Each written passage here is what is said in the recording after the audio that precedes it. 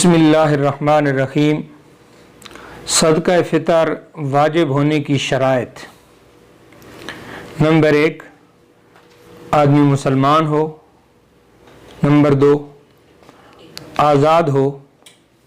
और नंबर 3, साहिब निसाब हो या उसकी जो ज़रूरियात ज़िंदगी है उनके अलावा उसके पास इतना ज़ायद सामान घर के अंदर मौजूद हो जिसकी मालियत 52.5 तोले चांदी के बराबर होती है, यानी तकरीबन 38 से 40 हज़ार रुपया।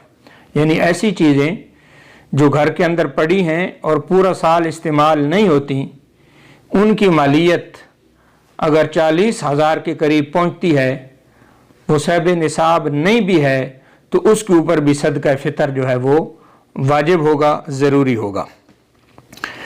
सदका फ़ितर हर मुसलमान, आकिल बालिग, आज़ाद, ग़ुलाम, छोटा और बड़ा, इन सब के ऊपर वाजिब है। इसके बारे में अइम्मा कराम की मुख्तलिफ आरा हैं। इमाम मालिक रहमतुल्लाह ताला अलैह फरमाते हैं, अगर किसी आदमी के पास खुद से पैसे ना हो, खुद कोई चीज़ सदका फ़ितर देने के लिए ना हो, और अगर उसे कर्ज मिल सकता हो तो वो कर्ज लेकर सदका फ़ितर अदा करे। इमाम शाफी और इमाम अहमद बिन हम्बल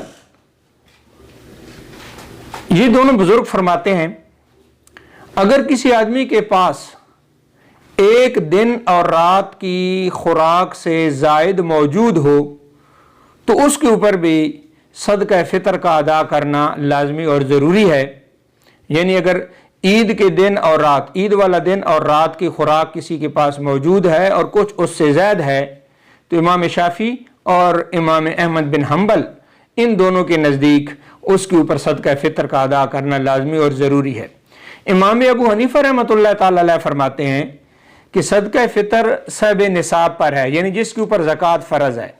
और दूसरा वो आदमी जिसके ऊपर ज़कात तो फ़र्ज़ नहीं है, लेकिन उसके घर के अंदर जो ज़रूरियात ज़िंदगी हैं, जो रोज़मर्रा के इस्तेमाल की चीज़ें हैं, उनके अलावा इतना ज़ायद सामान पड़ा है कि उसकी मालियत 52.5 तोले चांदी की जो बराबर है वो हो जाती है, तो उस आदमी के ऊपर सदका फ़ितर वाजिब होगा।